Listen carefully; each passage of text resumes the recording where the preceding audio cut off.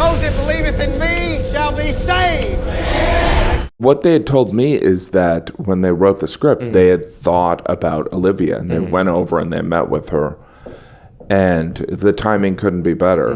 But she is, it's interesting. If you watch Broadchurch and you see her in other things, I mean, she is that down to earth. She's so matter of fact, and I attribute it to her being a comedian. She's not caught up in status, which made her such a great kind of like star of the film, you know what I mean? Or like big name. Because this was like, we were sitting in a van driving for an hour and a half, listening to songs, singing along like a theater troupe. It was really fun. Yeah. And it was really safe. Like when you're doing some of these intense scenes, you want to feel safe. You don't want to feel judged. And by the way, even the producers, everyone involved is like somebody you'd want to hang around with. When the devil creeps in, you need someone to see the truth even when you don't. Doing stand-up or doing sketch or anything like that is completely different from dramatic acting. And there are some comedians that love acting, love dramatic acting, and some that don't.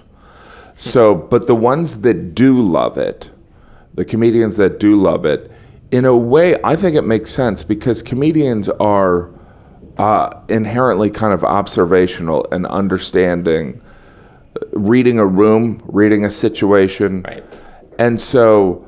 And they're also very serious people, really. Like they're very kind of thoughtful. And there's a lot of acting that goes into a stand-up performance. It's like, you've written it and you've kind of understood a point of view behind it, but you have to, access that time and time again. Sure.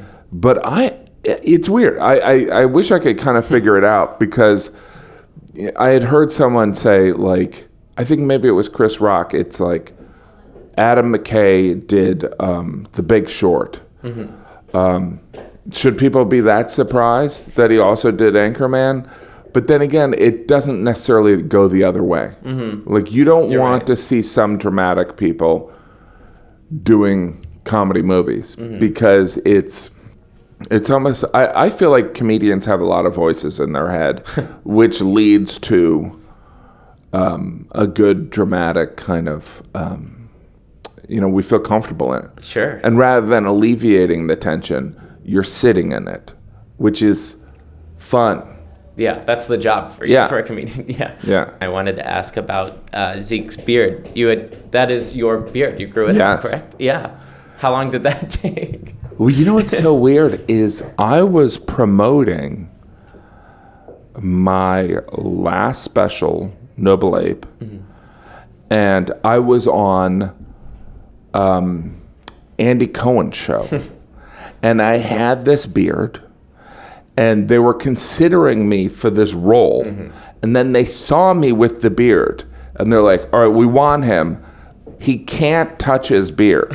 No, you know what? I think I had worked on another film project where I had... It's so because last year it was the year of the beard, and I had like this beard, and I would work on something, and they'd be like, "We want you to have a big beard," and I'm like, I just got rid of it, and so, but for Zeke, who I play in this movie, they were like, "We want that beard, we want the beard," so I had the beard by coincidence, and it probably helped me get the role. There are limits to what I'll let you do to me.